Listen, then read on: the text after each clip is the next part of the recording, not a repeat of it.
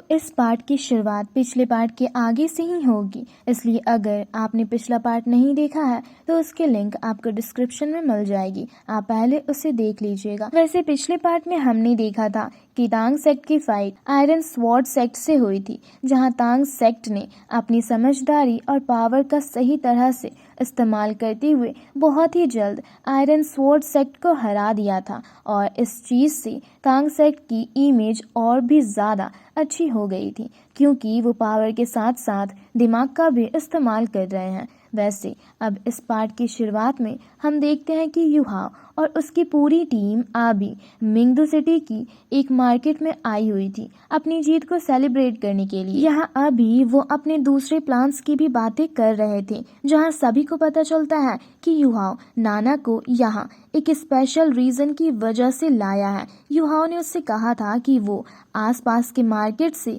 Rare metals का पता लगाए, क्योंकि सोल गाइड वेपन्स बनाने के लिए रेयर मेटल की जरूरत पड़ती है, जो कि मार्केट में तो मिलते हैं लेकिन उन्हें ब्लैक मार्केट में ढूंढना ज्यादा आसान होता है, क्योंकि कुछ रेयर मेटल्स मार्केट में नहीं आ पाए, उन्हें ब्लैक मार्केट से खरीदना पड़ता है। और नाना ने अपना काम अच्छी तरह से करा है, बस प्रॉब्लम ये हो गई है कि जल्दी एक अंडरग्राउंड सोल गाइड कंपटीशन होने वाला है, जिस वजह से नाना ने जिन 3 अलग अलग ब्लैक मार्केट के लोगों से कांटेक्ट बनाए थे, उनसे पता चला कि उन्हें अभी रेयर मेटल्स नहीं मिल पाएंगे, क्योंकि इस अंडरग्राउंड सोल गाइड कंपटीशन के चलते सारे रेयर मेटल्स ऑलरेडी बुक्ड हो चुके हैं। अभी उन्हीं लोगों के पास स्टॉक बहुत कम हो चुका है, इसलिए वो कुछ बेच नहीं सकते। युहाओ कहता है कि कोई बात नहीं, लेकिन वो इस बारे में थोड़ा डिटेल में जानना चाहता है। हालांकि अभी कोई उनकी बात छिपकर सुन रहा था, लेकिन जैसे ही युहाओ का ध्यान वहां जाता है तो वो जो भी था वो वहां से गायब हो जाता है। वैसे अब यहाँ नाना उस कंपटीशन के बारे में थोड़ी डिटेल बताती है। वो कहती है कि वहाँ 3 अलग अलग अलायंस के मेंबर्स हिस्सा लेते हैं। वैसे वो उन अलायंस के नाम भी बताती है। उसमें से एक अलायंस का नाम शीशु अलायंस था, जो नाम सुनकर युहाओ हैरान हो जाता है।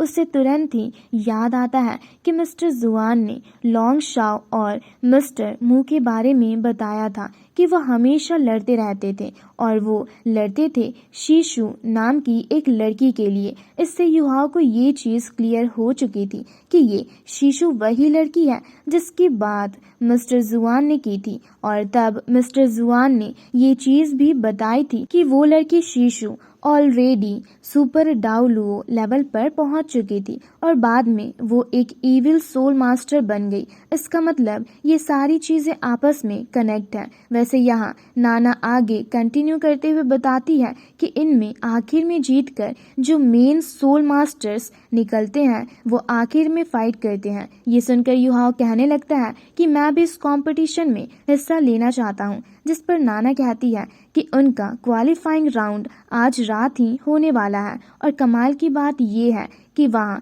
कितने भी लेवल का सोल मास्टर आ सकता है, बस उसकी उम्र 30 साल से कम होनी चाहिए। सारे रूल्स इनके लिए परफेक्ट थे, क्योंकि इन्हें वहाँ हिस्सा लेने में कोई प्रॉब्लम नहीं होगी। शायद हिस्सा सिर्फ युहाओ लेने वाला है, लेकिन जाएंगे इनमें से आधे लोग, क्योंकि वहाँ इनका मेन टारगेट उस कंपटीशन को जीतना नहीं, बल्कि उनके सोल गाइड वेपन्स की पावर को चेक करना है, जिससे इन्हें उनकी पावर का अंदाजा लग सके। अब अगले ही सीन में हम देखते हैं कि रात के समय ये लोग निकल पड़े थे। वहाँ अभी वेंगडोंगर, युहाओ, काइटो और नाना जाने वाले हैं। बाकी लोग वहाँ आएंगे या नहीं ये चीज अभी हमें नहीं बताई जाती। ये चारों ही अभी उस होटल के अंदर एंटर कर रहे थे जहाँ वो कंपटीशन होने वाला है। यहाँ युहाओ और काइटो अलग चले गए थे और वेंगडोंगर और नाना दोनों ही अलग अलग। वेंगडोंगर यहाँ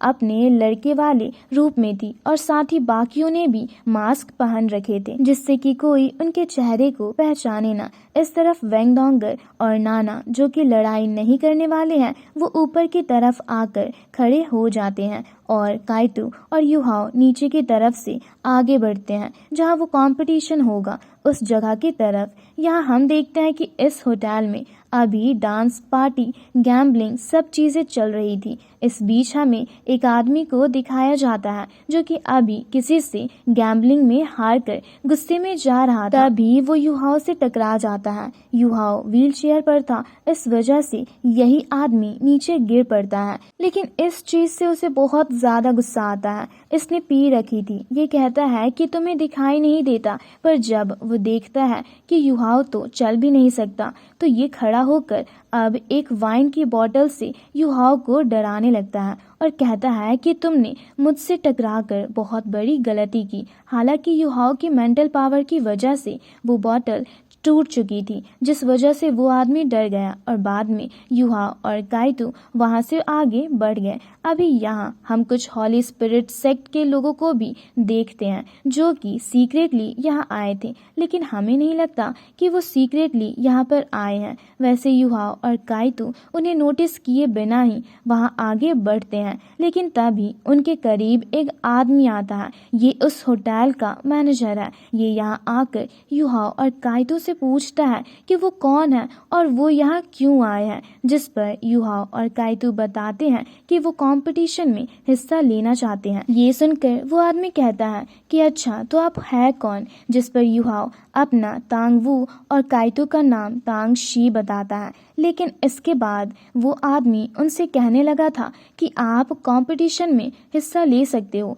इसमें आपको लेवल 3 के सोल गाइडेंस टूल को क्रिएट करना है एक लिमिटेड टाइम के अंदर। लेकिन आपको सुनकर दुख होगा कि ये कंपटीशन ऑलरेडी स्टार्ट हो चुका है और अब आप लोगों के पास सिर्फ आधा टाइम बचा है। क्या आप हिस्सा लेना चाहोगे? जिस पर युहाओ और काइटो घड़ी की तरफ देखते हैं और कहते हैं कि बिल्कुल, हमें इस चीज से कोई प्रॉब्लम नहीं है। अभी भी इनके पास 1 घंटा बचा हुआ था। वैसे अब इनकी बात सुनकर वो मैनेजर कहता है कि अगर ऐसी बात है तो ठीक है, आप दोनों शुरू कर सकते हो, क्योंकि टाइम गंवाने से कोई फायदा नहीं। और इसके बाद वो उन्हें उस जगह पर ले जाता है जहाँ वो सोल गाइडेंस टूल क्रिएट कर सकते हैं और वो आइटम्स उनके सामने लाकर रख देता है। वैसे यहाँ युहाओ और काइटो दोनों अलग अलग पार्टिसिपेट कर रहे हैं, क्योंकि ये सोल गाइडेंस टूल एक ही आदमी को उस लिमिटेड टाइम के अंदर क्रिएट करना था, इसलिए इन दोनों ने हिस्सा लिया,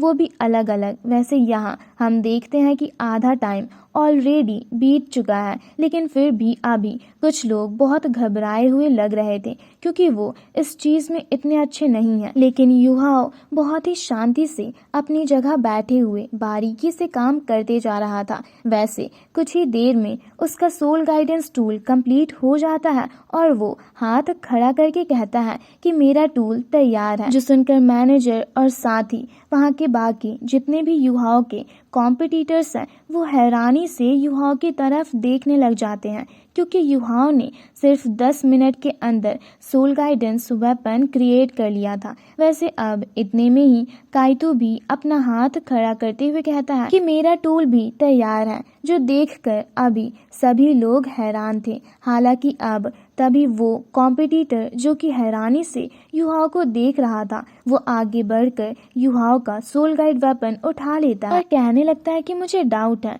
तुम 10 मिनट के अंदर एक सोल गाइड वेपन कैसे तैयार कर सकते हो? जरूर तुमने चीटिंग की है। इस चीज से सभी लोग हैरान थे, लेकिन इतने में ही सीन चेंज होकर प्रिंस तियानरेन के पास आता है। अभी वहाँ उसका एक गार्ड आकर उसे बताता है कि तांग सेक्ट की टीम को अभी उन्होंने शीशु के कंपटीशन के बीच देखा है। अगर प्रिंस उन्हें ऑर्डर दे तो वो इस चीज के ऊपर एक्शन ले सकते हैं। अभी यहाँ पर डीन होंगचन और ऑरेंज भी थी। हालांकि अब ये सुनकर तियानरेन कहता है कि हमें कुछ तो करना ही होगा जिससे कि वो लोग फ्यूचर में प्रॉब्लम क्रिएट ना करे। इस चीज से ऑरेंज थोड़ी चिंता करने लगती है, लेकिन तभी सीन चेंज होकर वापस यहाँ उस होटल पर आ जाता है। हम देखते हैं कि अभी वो लड़का सभी से कह रहा था कि इस लड़के ने जरूर चीटिंग की है। इतना कहते हुए वो युहाओ के उस सोल गाइड वेपन को एक्टिवेट करने की कोशिश करता है, लेकिन वो ऐसा नहीं कर पा रहा था,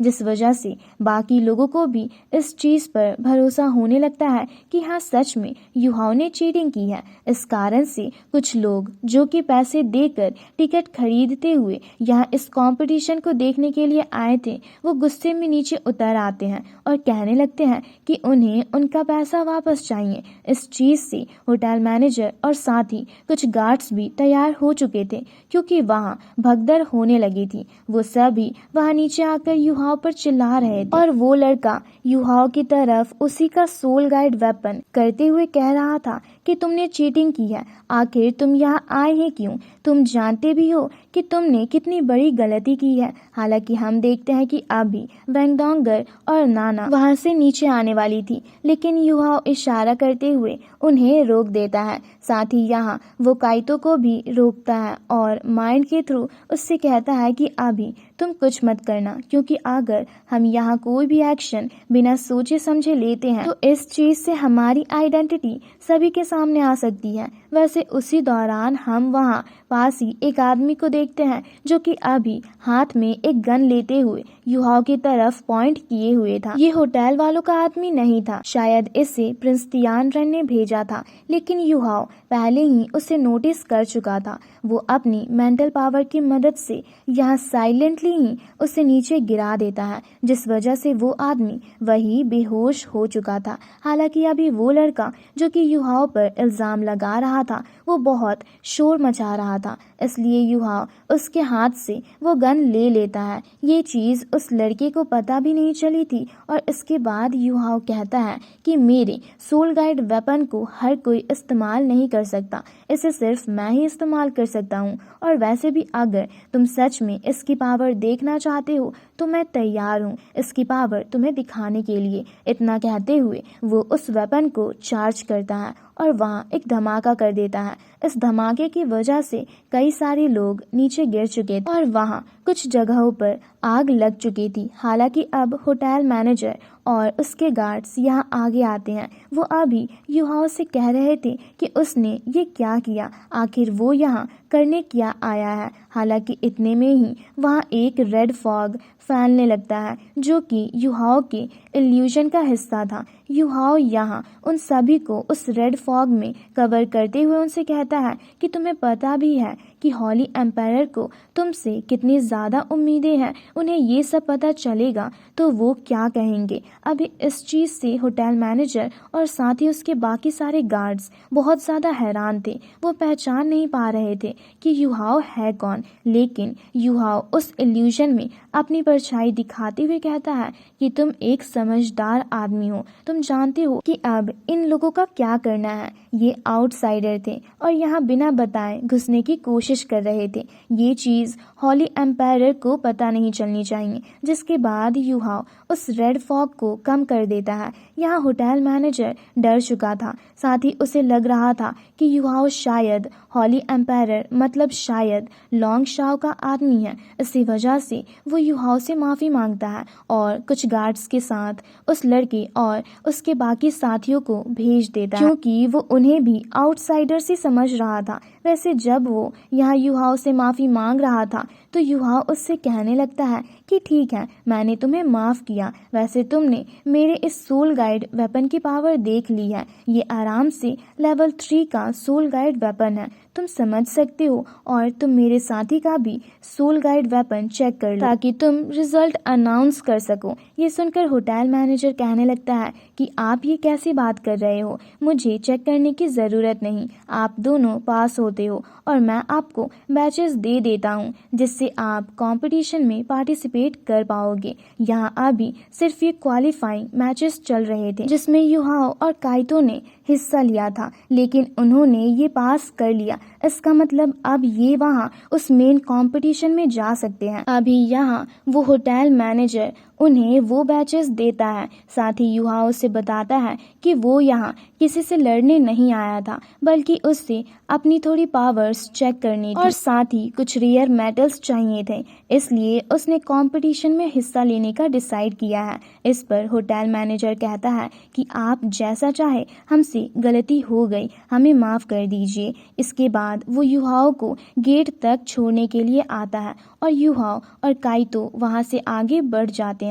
वैसे अब अगले सीन में यहाँ वो अपनी वाली होटल में आ चुके में थे जहां उन्होंने सभी लोगों को सारी बातें बता दी थी। वैसे काइतो, वेंगडोंगर और नाना ये चीज नहीं समझ पाए थे कि आखिर होटल मैनेजर का एटीट्यूड युहाओ के लिए बदल क्यों गया। इस पर युहाओ बताता है कि उसने अपने इल्यूजन की मदद से इविल सोल मास्टर जैसी एनर्जी क्रिएट की थी। इससे उस होटल मैनेजर को लगा कि युहाओ हॉली स्पिरिट चर्च का हिस्सा है, इसलिए उसका एटीट्यूड बदल गया। हालांकि ये चीज उनके लिए जितनी अच्छी थी उसके साथ ही ये चीज थोड़ी खतरनाक भी है, क्योंकि इस चीज से वो अभी ये कंफर्म हो चुके हैं कि शिशु अलायंस मतलब शिशु की जो पूरी आर्मी है वो शायद हॉली स्पिरिट सेक्ट के साथ मिली हुई है, क्योंकि holy spirit sect evil soul masters की ही जगह है और जिस होटल में वो गए थे वो शिशु अलायंस के अंदर आने वाला होटल है।